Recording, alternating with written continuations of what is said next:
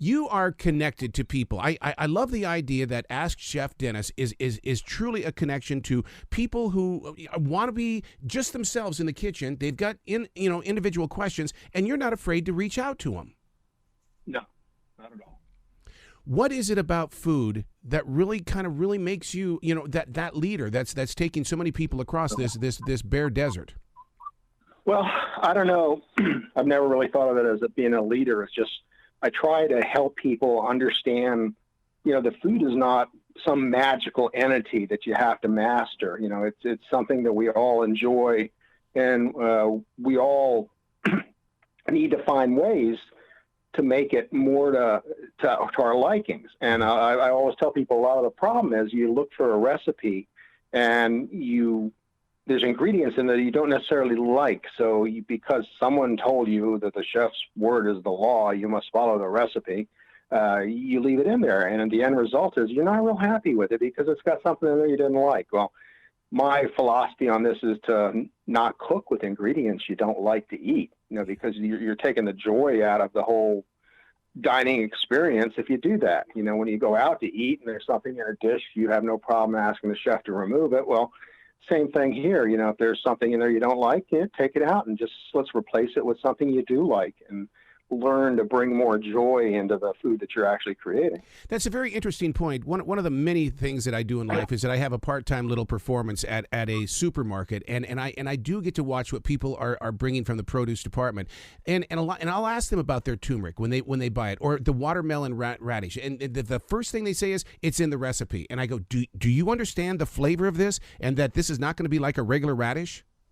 Yeah, absolutely, and again, even with things that they are aware of, like, I have a few dishes that have broccoli in them, and there's people that just don't like broccoli, but because, it's in the title, shrimp and broccoli, they feel they have to use it. Well, no, you don't, you like spinach, you like asparagus, what do you like? Let's put that in there instead. Let's rename it, or if there's a certain spice in there, like my wife does not like cumin and some of the other Mexican seasonings or other types of seasonings. And, I'm half Mexican, so I tend to cook with those when I'm making something authentic. So I have to leave it out when I'm cooking it for her because she just doesn't like it. So again, it's making food to your palate.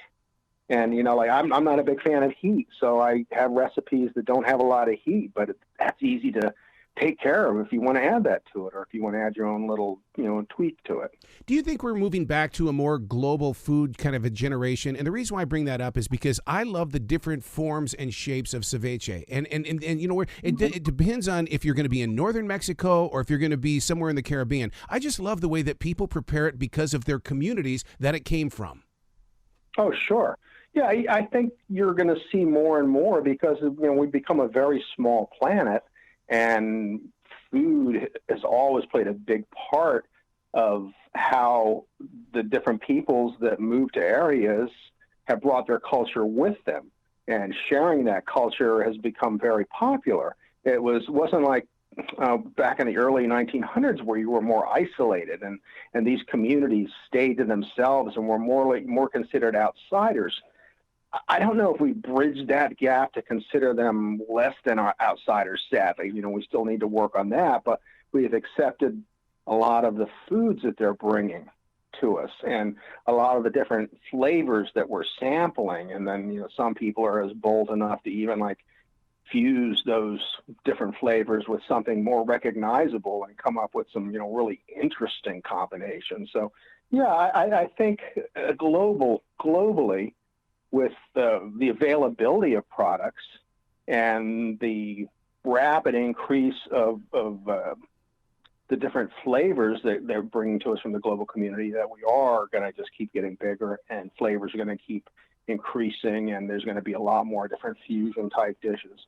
And it's going to just, keep working together. How important is the atmosphere? And the reason why I bring that up is because we're professional RVers. And when I set up my kitchen in a different park and things like that, I love being out there. And to me, the food tastes so much better being out there in the RV than it does here at home. Really? Well, it's part of the experience then. It's part of you stretching and creating more of that ambiance that really elevates the flavor profiles for you. So, to me, I think the overall, where we are when we eat, if we're in a different country, of course, it's going to taste better than, if we're home making it. So, that, I guess that comes to pass, that, that is true. You expect different flavors and different experiences when you're out traveling. Do you think preparing food is more powerful than songwriting? I think that a song will take you places and will equate more emotions, overall types of emotions.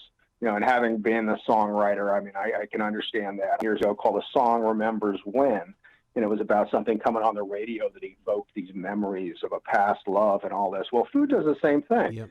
If you eat something that is tied to a memory, you're instantly transported. I do that with some things I had during my childhood. It's like, wow, all of a sudden you're transported, years and years in the past. One of the things during the lockdown that I became addicted to was cooking. And how many people have reached out to you that said, hey, look, during the lockdown, I mean, I discovered this thing called the kitchen. And then more importantly, I discovered spices. And I love to explore with spices. Yeah.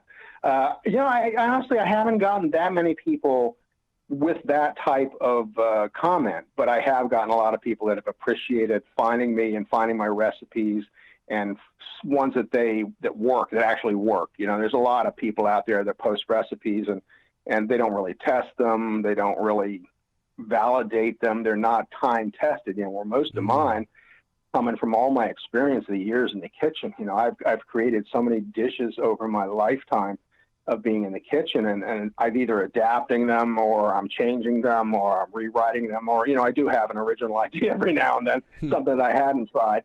But, it's all based on the years of experience.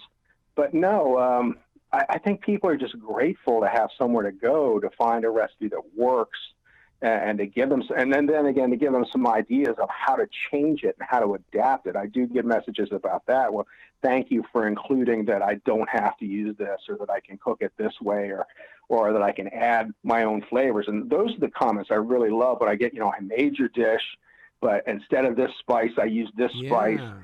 And I added this to it, and my family loved it. I said, well, congratulations, you're on your way, because you've taken a recipe and you've made it your own. And this is what cooking is all about. It's about, redeveloping something to your taste and your family's likes. I mean, that's what makes you have fun, because now you can't wait to get back in the kitchen and make something else and see if your family loves this too, or your friends love this. It's when it doesn't work that you're like, oh, why did I waste my time? Look how much money why did I bother? I hate cooking, and it's not that you hate cooking. It's just that you haven't enjoyed the success by making things the right way and making things the way you want them to be. That is so true, because, I mean, before the lockdown and stuff like that, sure, I was getting stuff out of the can and all that kind of stuff. But nowadays, I mean, it's like, I'm not going near the can. I can make a better dish by taking my time to prepare this lasagna. Yeah, absolutely. And again, I have no problems with some pre-made stuff. There's a time and a place for everything. I make my own spaghetti sauce. Oh, boy. And I think if you did, you would never buy jarred sauce again. But, if you don't have time, or if it's just not something that really sparks joy in you, and you want to just buy those jars of your favorite sauce, all right, it's not going to be quite as good, but you're still a step ahead of so many other people out there by doing that. So, there's things that I just don't enjoy making, like, I'm not a big fan of making salad dressings. That was never my. I know, there's something that simple. Wow. But I love Catalina. So I'm not going to make it when I can buy Catalina at the grocery store. I make one for my wife that she loves. It was a dressing I had in my restaurant days when we met. So I make that all the time for her. But for the most part, it's like I'd rather spend my time doing something that I have some more creative control over, or that I can really express something into. Where a dressing, you can change out a few things, but a dressing's a dressing, really. It's going to be a vinaigrette, it's going to be, creamy, or it's going to be, certain things. I can't have as much fun as I could making a soup. Oh, soup is my love in life. I love making soup. I want a food truck so bad that features a new soup every day. Well, that's basically what soups used to be. Is like, let's clean the refrigerator and make soup. That's so true. Let's see what we have left over and let's make soup. And then somewhere along the line, people went into restaurants and says, wow, I got to have that again. So the chef had to go back and make it again. And now everybody wants it every night. So all of a sudden soups are, like, oh, we have to have the same soup every night. It's like, damn, I can't get rid of my leftovers. Doing that is something that's really a lot of fun. And that's one place I used to really enjoy cooking in my restaurant days. I mean, I like creating main dishes, but soups were like, what else can I put in here? What can I throw together? And one of my favorite soups that I make, seafood soup. Ooh. And the first time I made that was, I save, like when I trim fish or if I have anything left over from dinner. And again, we're eating it, so I can save leftovers. I'm not feeding other people. But if I have a piece of salmon left over, I had some white fish left over, some flounder. There's a little bit of crab meat I didn't use. I freeze everything. Yep. Yeah. And I would make stock out of them. Lobster shells, shrimp shells, whatever I was saving, I would save them. And I have that in one recipe, and people write about how good it is. Oh, my God, the shrimp stock really made a difference. And it's not like it's elaborate or it takes a long time. You're just cooking the shells down for about 10 minutes to let them get some of that flavor out and add it to the dish. So where everything was coming from. These days, produce I try to buy local. Yes. So when I tell people when you're shopping, like I buy some seafood online. I don't get them from the grocery store. But produce, I go in and I look to see, well, first of all, what's local? I'm in New Jersey, so this time of year it's a bounty. Mm-hmm. And then I look to see what's the freshest. So, may not necessarily.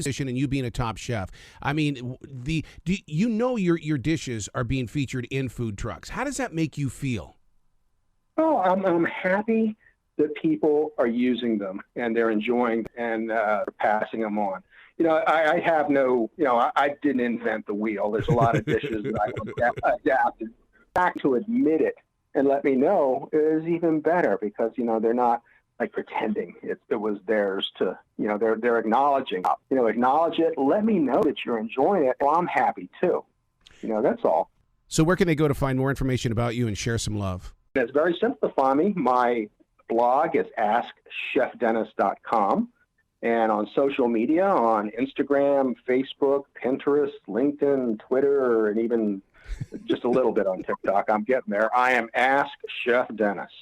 So, I'm really easy to find. There's an email for me on my website. So, if you do have questions or if you have a question, you just leave it on the recipe in a comment. And I do try to answer them all. I do my best. So every now and then I take a day off, but for the most part, I'm always on. So, just stop by, say hello, and let's learn to make something together. I got to ask you a real question here. I just finished up with the series, The Bear. Have you seen it yet? Mm-hmm. What do you think? I have not. Oh, my God. I have not. Oh, my God. People have been telling me that. I am very interested. I love, I don't watch real life as much as I watch fiction, especially science fiction, because I love to be entertained. I read voraciously, but I always read fiction. I think there's enough real life, but I have been hearing a lot about The Bear, and I will go watch that because it sounds like it's going to be a real interesting experience. It is. It's because it's like I'm a third-degree black belt. It's very difficult for me to go in there and to watch a martial arts movie. But I always want to know, especially when a show with The Bear, if it's as authentic and as a chef, how do you see this, and would you put yourself in a position like that to learn from it? I'll have to get back to you on that one. And I'm also a third-degree black belt, so how about that? Well, no wonder there's a connection here, sir. Are you Taekwondo? Yeah. What are you? I am Tang Soo Do. Oh, excellent. And don't you love the way that the martial arts really does strengthen up the imagination and the mind, and you're able to see the world through clearer eyes? Absolutely. And, the one thing that it did really take to the next level for me is there's no job left undone. my wife, it'll make her crazy sometimes because she goes, "You're like a dog with a bone." She goes, "You work on that until it has been solved or fixed." I said, "No, you finish what you start." That's what I was taught. Finish what you start. Absolutely, absolutely. Chef Dennis, you got to come back to this show anytime in the future. The door is always going to be open for you. I appreciate that. I'd love to come back sometime. Excellent. Will you be brilliant today, okay? I will, and thanks so much for having me on today.